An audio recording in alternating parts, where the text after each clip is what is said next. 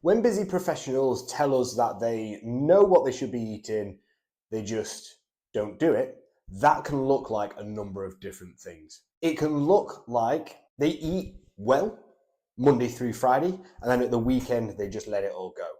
It can look like they will prep 1 or 2 meals, but if they don't have meal prep, they don't know what to have. And in all honesty, it can actually look like they don't 100% know what to eat. They've just seen something online and that sounds like it's right. What we're going to do in this video is look at exactly what the barrier is for busy professionals when it comes to eating well and what they can do to overcome it. The biggest barrier that we see with the people we work with is that they struggle to find the time. Whether that is struggling to find time to train, to find time to meal prep, whether it's struggling to find time to actually eat, or whether it's struggling to find time to make decisions. The problem is almost never knowledge. In some cases, it is the case, but most it's about finding how to eat well in a way that fits their schedule. A lot of this comes down to knowledge, but not necessarily lacking the knowledge of knowing what to eat. It's lacking the knowledge of how to make it fit their schedule.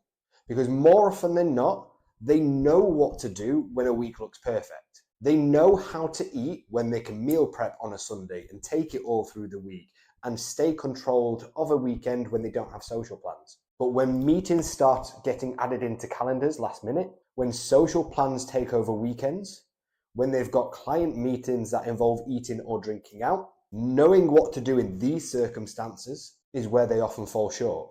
And it just so happens that those circumstances are their most common rather than the outliers. For most busy professionals, they are trying to meal prep a breakfast, meal prep a lunch, get home from work on time, and prepare from scratch their evening meal. They're trying not to snack in between, or if they are snacking, it's just fruit or just vegetables that again, they've had to prep.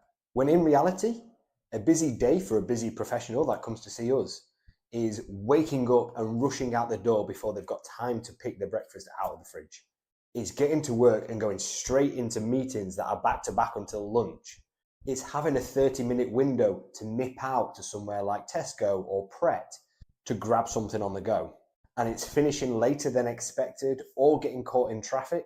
So when they're home and they're exhausted, they're looking for the quickest solution food-wise. They go in expecting that they can be perfect in an ideal week, when in reality, those ideal weeks are few and far between. And what they actually need is a solution that's going to fit their worst week so that they can make the most of a perfect week if it ever appears. So they can make progress within their schedule rather than waiting for a perfect one. A lot of coaches out there will give the same advice when it comes to nutrition, meal prep. And in theory, it makes sense. Spend some time on your Sunday cooking up your meals for the week, box them up in containers, grab and go as you need. But in all honesty, meal prep is false convenience. It sounds easy to say, make these meals and take them with you. But we're not accounting for the food shop and the lists we have to write and the time that we take on a Sunday in order to prepare it and divvy it up and make sure that it's ready to go every day. For people who are working busy weeks and want to enjoy their weekend, this is still a very high demand task to add into their already busy schedule. That's why at Thrive Fit, whilst we encourage meal prep if it suits the individual, we will always emphasize convenience first and show them how to make the quickest, easiest decision on the go so that A, they can eat well regardless of schedule, and B, they are not using up a finite amount of decision-making power. So what does a good breakfast, a good lunch, a good evening meal look like when you're on the go? Regardless of where you're going, whether it's a Tesco Express, a Sainsbury's local, or somewhere like Itsu, Pret, Leon, the framework remains the same. We focus on protein, we focus on colour, and optional carbohydrates. That's the easy framework. It's not always the most exciting, but we save exciting for when we've got the time to prepare it. If we're not able to get that preparation in, but we want to stay on track, that 3-pillar framework is going to work wonders for helping them on the goal. From a protein perspective, It can be pre-cooked chicken or prawns or a tin of tuna from the supermarket. It can be making sure that their prepped option has a high amount of protein for the calories. And we're not just talking 20 grams out of a 500 calorie meal. It's about looking at whether 40% or 50% of the calories come from protein within that option. After that, it's all about the colour. Can we add a salad in with 3 different colours? Think lettuce, tomatoes, yellow peppers. It could be a steam bag of veg that they can just chuck in the microwave with peas, carrots, sweet corn. The colour comes from fruits, it comes from vegetables, whether they have it mixed in, whether they have it on the side. Adding that to our protein not only gives us a good amount of satiety, i.e. feeling full from protein, but plenty of fibre, vitamins and minerals from the vegetables or fruit that will also help with that feeling of fullness. And then if we want to, we can add some carbs in as well. Carbs are often demonized as something we need to avoid, but sometimes it just helps round out a meal or helps fill us up. The key is making sure that if we're going to add carbohydrates in, we're adding good quality. We're focusing on things like potatoes. We're focusing on things like quinoa, so grains. We can add in things like lentils or beans for an extra hit of protein and fibre whilst we get the carbohydrates in. Or we could add some brown rice. Just by changing up the protein, changing up where we get our colour, changing up the carbs, we can have loads of different meals that feel varied, but the decision is always the same. Pick the protein, pick the colour, pick the carbs. Now I know what you're thinking, but what about client meals? What about when you are travelling and you're in a hotel? Well, actually it stays the same. You can look at a menu and you will see that there's a protein. And more often than not, restaurants will allow you to swap your fries for a salad. More often than not, they'll have mixed vegetables as a side.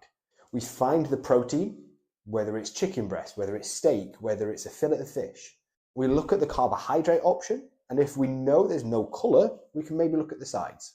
That's if we're really determined to be focused on our choices for that meal. However, there is also an alternative.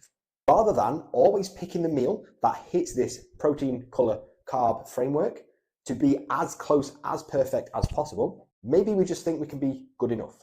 Because when you're traveling, when you're socializing, when you have client meetings, sometimes you're going to have an option that just does not fit this framework. And believe it or not, that's okay. You don't need every single meal to be spot on to get the result. You just need the majority of them to be. So if you have that one travel situation where the only option there is a McDonald's and you end up having it, fine. If you have that client meeting that incorporates a few drinks as well, fine. As long as we are making these choices, whether it's meal prep or whether it's on the go, that are focused towards the goal that we want the majority of the time, then the minority is not going to derail that. And that is the key for long-term success. Knowing that it doesn't require a perfect situation or a perfect diet, just requires you to be good enough. Do what's needed the majority of the time, and over the long term, the results come. So what's the one thing that you can take away, that you can implement right now in order to make this easy if you're genuinely time poor and trying to eat better? It's actually really simple. Pick 3 things per category that you can build meals from. Maybe it's chicken, prawns, tuna. Maybe it's a Greek salad, a pot of apple and grapes, or a microwave steam bag. And maybe it's microwave rice, microwave quinoa, microwave lentils. Notice I said microwave. Doesn't have to be fresh, just needs to be easy.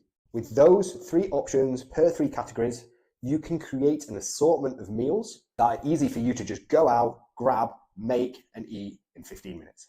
And just for an added bonus, have a couple of sauces or assorted spices on the side to mix it up.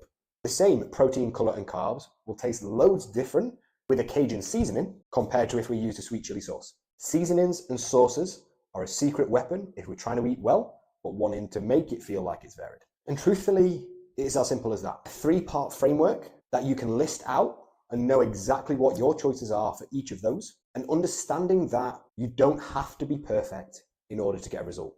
Build out that list, follow it most of the time, and know that the minority of times where we don't necessarily follow it is still part of the journey. That's the secret to long-term success